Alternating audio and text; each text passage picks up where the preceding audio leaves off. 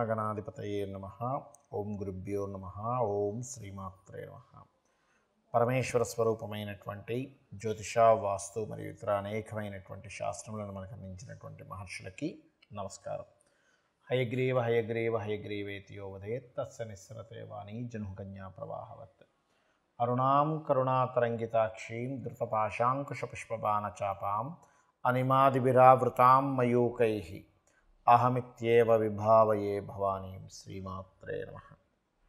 ప్రేక్షకులకి ఆ లలితాంబిక అమ్మవారి యొక్క అనుగ్రహం పరిపూర్ణంగా కలగాలని మనస్ఫూర్తిగా కోరుకుంటూ మనం ఈరోజు చెప్పుకోబోయేటువంటి టాపిక్ ఏమిటి అంటే, చాలామంది అడుగుతూ ఉంటారు, ఏమండి వివాహం చేసేటప్పుడు ఏ నక్షత్రాల వాళ్ళతో చేస్తే మంచిది అని.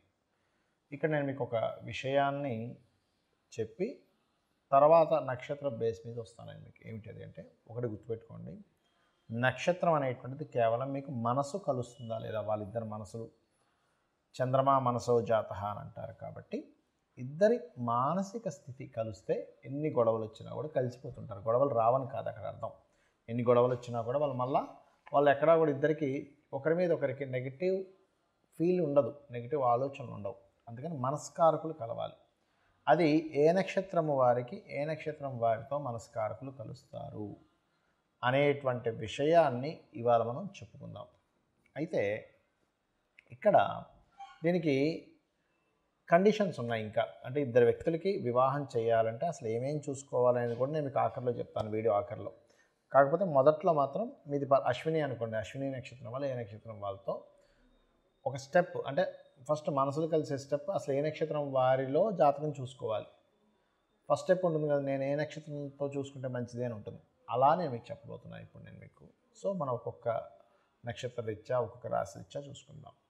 ఇక తులారాశిలో ఉండే నక్షత్రాల వారు ఏ నక్షత్రం వారితో మనసులు కలుస్తాయనే విషయం మనం తెలుసుకుందాం.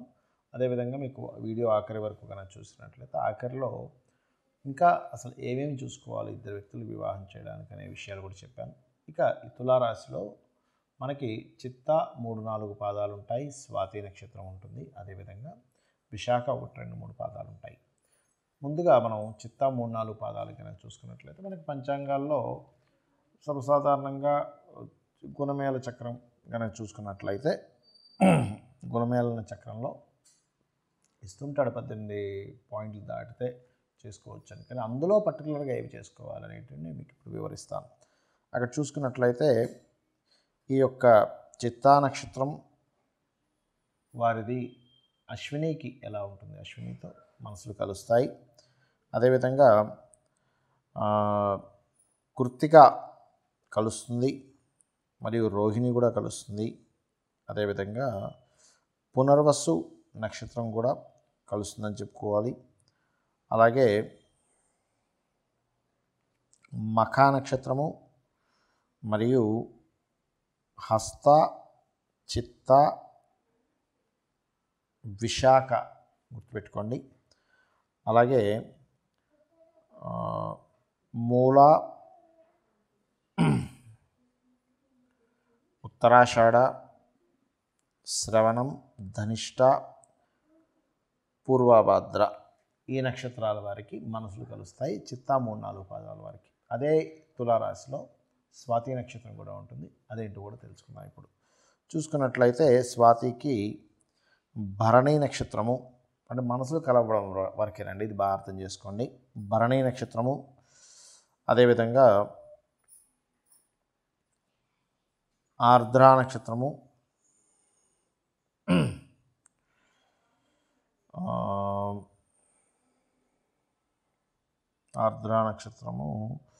దాని తర్వాత నక్షత్రాలు కానీ చూసుకున్నట్లయితే, ఎందుకంటే కొంత రాహు నక్షత్రం కదండి, అంత తొందరగా అది కనెక్ట్ అవ్వదు. సో అందుకని స్వాతి మనసులు కలుస్తాయి. అదేవిధంగా జ్యేష్ఠ, అనురాధ జ్యేష్ఠ కూడా కలుస్తుంది. పూర్వాషాఢ,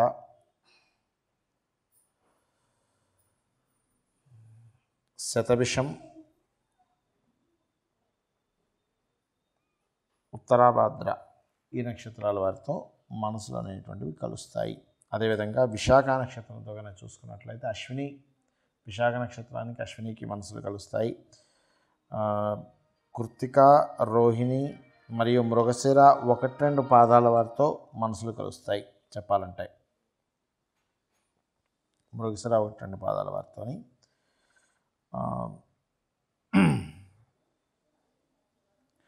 అదేవిధంగా మఖాతో కూడా కొంతవరకు కలుస్తుందని చెప్పుకోవాలి.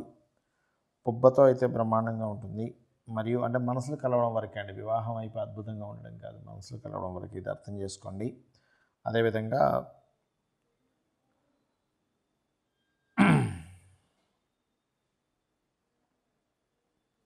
విశాఖ నక్షత్రంతో కలుస్తుంది. మరియు అనురాధ, జ్యేష్ఠ, ఉత్తరాషాఢ 2, 3, 4 పాదాలు, శ్రవణ నక్షత్రము, అంటే శ్రవణ కొంత యావరేజ్గా కలుస్తుంది చెప్పాలంటే. అదేవిధంగా ఉత్తరాభాద్ర, రేవతి ఈ నక్షత్రాల వారితో మీకు వివాహ సంబంధించిన విషయంలో మానసిక స్థితి, మైండ్ సెట్స్ అనేటువంటివి కలుస్తాయి. నేను మీకు ఆఖరిలో కండిషన్స్ చెప్తానన్నాను. ఏమిటది అంటే, ఇప్పటివరకు మనం చెప్పుకున్నటువంటిది ఏదైతే ఉందో అది కేవలం మనసులు కలవడానికి తోడ్పడేటువంటి నక్షత్రాలు, ఇది గుర్తుపెట్టుకోండి. అంతేగాని ఈ నక్షత్రాలు చెప్పాను కదా ఇంకేమీ చూసుకోకుండా డైరెక్ట్గా వెళ్ళిపోయి వివాహం చేసుకోమని కాదు. First point number 1. మరి ఇంకేమేం చూసుకోవాలి అని మాకు సందేహం కలుగుతుంది ఇక్కడ. ఏమిటది అంటే, ఒక ఇద్దరు వ్యక్తులు వివాహ వ్యవస్థ అంటే వివాహ జీవితాన్ని చక్కగా సాగించాలి అంటే వాళ్ళిద్దరి మధ్యని మొదటి మెట్టు మనం మనసులు చెప్పుకున్నాం. రెండవది ఏమిటంటే ఇద్దరి మధ్యన ఒక అట్రాక్షన్ ఉండాలి, ఆకర్షణ. ఒక పురుషుడికి స్త్రీకి ఆ స్త్రీ మీద ఆకర్షణ, ఆ పురుషుడి మీద ఆకర్షణ ఉంటే ఆ ఆకర్షణ ద్వారా కూడా వాళ్ళ లైఫ్ వెళ్తూ ఉంటుంది. చాలామంది అంటుంటారు చూసారా, ఏమిటోనండి మా వారికి నా మీద పెద్ద అట్రాక్షన్ ఉండట్లేదు, పెద్దగా పట్టించుకోవడం అంటుంది. బికాజ్ ఆఫ్ ఆకర్షణ కారకులైన కుజశుక్రులు వాళ్ళ కాంబినేషన్లో ఉండరని అర్థం. అలాగే సోల్మేట్స్ అంటూ ఉంటారు. అంటే సోల్ కారకుడు ఎవరు ఆస్ట్రాలజీ పరంగా అంటే రవి. ఆ రవి గనక బాగున్నాడా ఇంకా అద్భుతంగా ఉంటుంది. అంటే వాళ్ళిద్దరి జన్మ జాతకాల్లో రవి యొక్క కలయికలు కలవాలి. అలాగే రవి ఆకర్షణ మనసుతో పాటు చాలామంది చూడండి కంప్లైంట్ చేస్తుంటారు, ఏంటి ఏమోనండి మేము చేసుకున్నాం కానీ మా వారు నాతో పెద్దగా ఏం మాట్లాడరని, లేకపోతే మా అబ్బాయి అంటుంటాడు మా అమ్మాయి ఆవిడేం పెద్దగా మాట్లాడదు, మా మిస్సెస్ ఏమేమి. ఎందుకు అంటే బికాజ్ ఆఫ్ బుధుడి యొక్క స్థితి సరిగ్గా లేదని అర్థం అక్కడ. అంటే ఇద్దరి మెర్క్యూరీస్ సరిగ్గా కలవలేదు. ఆ రకంగా కర్మకారకుడైన శని, జీవకారకుడైన గురువు, కాలానికి మోక్షానికి కారకుడైన రాహుకేతువులు, ఈ రకంగా ఈ గ్రహాలు ఎంతవరకు ఇవి ఒకదాన్నొకటి కనెక్ట్ చేసుకున్నాయనేటువంటిది చూడాలి.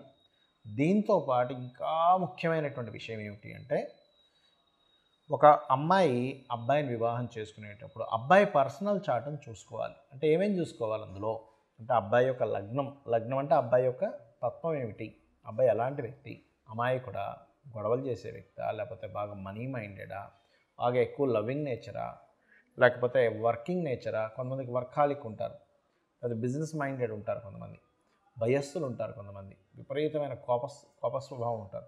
వాళ్ళు ఏమిటనేది వాళ్ళ లగ్నం బట్టి తెలుస్తుంది. ఇక రెండవది ఏంటంటే కుటుంబంతో ఎలా ఉంటారు అటాచ్మెంట్స్, కుటుంబ స్థానం పరిశీలన చేయాలి అబ్బాయిని. అదేవిధంగా సంతానం, ఎందుకంటే ఇక్కడ అమ్మాయి జాతకంలో కొద్దిగా సంతానం వీక్గా ఉంది, అబ్బాయి జాతకం కూడా వీక్ ఉంటే సంతానం పొందరు, దానివల్ల సంతానం కలగకపోతే ప్రాబ్లం. కాబట్టి ఇద్దరి సంతాన స్థానాలు ఒకరిది కొంచెం తక్కువ ఉన్నా ఒకరిది కొంచెం బాగుంటే కనెక్ట్ అవుతుంది. అలాగే దీంతోపాటు వివాహ స్థానము, వివాహ జీవిత స్థానం ఈజ్ మోస్ట్ ఇంపార్టెంట్ పర్సనల్ చార్ట్లో. అంటే వివాహ జీవిత భాగస్వామితో ఎలా ఉంటాడు, ఈ అబ్బాయితో రిలేషన్స్ ఎలా ఉంటాయి, వివాహం తర్వాత లైఫ్ ఎలా సాగుతుంది అనేటువంటిది చూడాలి. ఇవన్నీ 7వ స్థానము 12వ స్థానాల్లో ఉంటుంది.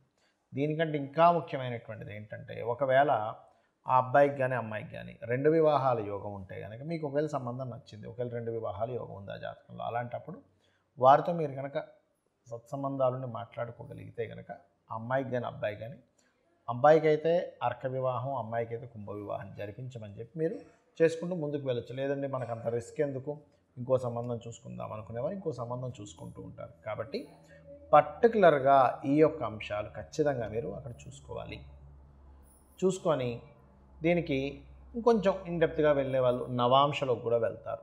కాకపోతే ఏంటంటే ఒకటి గుర్తుపెట్టుకోండి, ఇవాళ రేపు ఉన్న జాతకాల్లో 90% ఆఫ్ చార్ట్స్ ఏదో ఒక డిఫెక్ట్స్ ఎక్కువగా ఉంటుంటాయి.